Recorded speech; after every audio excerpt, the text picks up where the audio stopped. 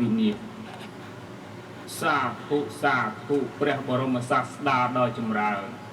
ការដេកច្រើនខ្ជិលច្រអូសមិនខ្នះខ្នែងខិតខំប្រឹងប្រែងធ្វើការជាហេតុនាំឲ្យវិនាសទី3ចុះហេតុដែលនាំឲ្យវិនាសទី4នោះជាអ្វីដែរទៅព្រះអង្គនរោជនណាមានទ្រព្យធនធានហើយខ្លួនមិនបានចិញ្ចឹមរក្សាមេត្តាបិតាដែលចាស់ជរាហេតុនោះទៅជានាំឲ្យវិនិច្ឆ័យសាធុពិតណាស់ព្រះអង្គមេត្តាបិតាជាអ្នកមានគុណគ្រប់កូនទាំងឡាយត្រូវតែតបស្នងសងគុណមេត្តាបិតាទៅតាមលទ្ធភាពដែលខ្លួនឯងអាចធ្វើទៅបានតែបើជនណាមិនបានចិញ្ចឹមមេត្តាបិតាទៅតាមធនធានដែលខ្លួនឯងមាននោះទេវាជាហេតុនាំឲ្យវិនាសនេះជាប្រការទី4ចុះប្រការទី5មានអ្វីខ្លះដែរទៅព្រះអង្គមនាលទេវតាទាំងឡាយជនបញ្ឆោតព្រាហ្មណ៍ឬពួកសាមណៈពួកស្មោមឬអ្នកដតីដោយមុសាវាទលៀបពាក្យប្របីនោះប្រធាន័យសេចក្តីវិនិច្ឆ័យសាធុការពិតការបោកប្រាស់អ្នកដតីដោយប្រើពាក្យមុសាធ្វើឲ្យគេភ័យភិតឬខាតខូចប្រយោជន៍នោះក៏ជាហេតុនាំឲ្យវិនាសដែរនេះគឺជាការវិនាសទី5ចុះទី6មានអ្វីជាប្រធានដែរទៅព្រះអង្គហេតុដែលនាំឲ្យវិនាសទី6គឺបរិសអ្នកមានទ្រព្យធនធានច្រើនមាសប្រាក់ចម្រើននិងគ្រឿងអាហារលោភលន់របស់ដែលឆ្ងាញ់ពិសាស៊ីម្នាក់ឯងជាប្រធានវិនាសសាធុការកំណាញ់ទ្រព្យឬកំណាញ់ម្ហូបអាហារលោភលន់ខ្សែតែម្នាក់ឯងវាជាហេតុនាំឲ្យវិនាសដែរទេតើនេះជាហេតុដែលនាំឲ្យវិនាសទី6ចុះហេតុដែលនាំឲ្យវិនាសទី7មានអ្វីដែរទៅព្រះអង្គអ្នកដែលប្រកាន់ជាតិទ្រព្យត្រកូលហើយមិនប្រមូលសាច់ញាតិសន្តានមើលងាយញាតិខ្លួនដោយអាងខ្លួនមាននោះជាប្រធានសេចក្តីវិនាសយើងខ្ញុំពិតជាបានដឹងច្បាស់ហើយអ្នកដែលមានទ្រព្យធនធានមិនរាប់សាច់ញាតិអាងតែខ្លួនមានមើលងាយអ្នកក្រនោះក៏ជាហេតុនាំឲ្យវិនាសចុះហេតុដែលនាំឲ្យវិនាសទី8មានអ្វីដែរទៅព្រះអង្គជនអ្នកប្រព្រឹត្តល្បែង3ប្រការល្បែងស្រីល្បែងស្រាល្បែងភ្នាល់ទាំងឡាយធ្វើទ្រព្យខ្លួនមានឲ្យទៅអន្តរាយការល្បែងទាំងឡាយនោះនាំវិនាសសាធុប្របីណាស់ព្រះអង្គ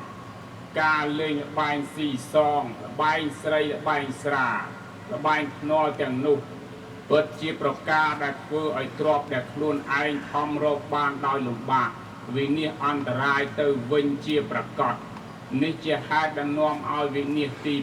8ចុះហេតុដែលនាំឲ្យវិនាសទី9មានអ្វីខ្លះទៅព្រះអង្គប្រុសមិនត្រេកអរនឹងប្រពន្ធខ្លួនហើយទៅជាប់ជួននឹងស្រីបេស្យាទ្រោះនឹងប្រពន្ធកូនជននានា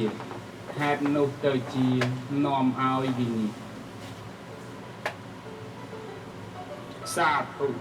ការក្បត់ប្រពន្ធខ្លួនមានស្រីបេស្យាជាស្រីកំណាន់ធ្វើឲ្យអន្តរាយពិតប្រាកដណាស់នេះជាហេតុទី9ចុះហេតុទី10មានអ្វីជាប្រធានទៅព្រះអង្គទី10បរិសមានវ័យដែលចាស់ហួសពេកហើយមានដំរេកលើក្តីតណ្ហានាំយកស្រីក្មេងមកធ្វើភរិយាហេតុនោះទៅជានាំឲ្យវិនិច្ឆ័យពិតណាស់ព្រះអង្គការស្រឡាញ់ភរិយាដែលមានវ័យក្មេងជ្រុលពេកគឺពិតជានាំក្តីអន្តរាយដល់បរិសនោះជាប្រកបចុះហេតុដែលនាំឲ្យវិនាសទី11មានអ្វីជាប្រធានព្រះអង្គ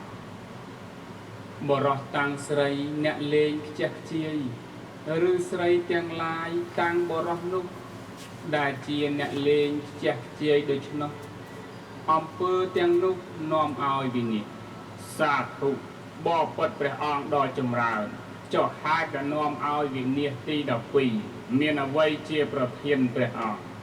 ជនណាកើតក្នុងត្រកូលជាក្សត្រអ្នកខ្សត់សម្បត្តិហើយប្រាថ្នាធំចង់បានជាស្ដេចសោយរាជស្តុកស្ដំហេតុនោះនឹងនាំដល់ក្តីវិនិច្ឆ័យជនជាបណ្ឌិតគុណិតប្រសើរបានឃើញដំណើរនៃហេតុវិនិច្ឆ័យដល់សត្វក្នុងលោកកាំងសន្និវាសពេញពីវិនិច្ឆ័យគប់រកចំរាន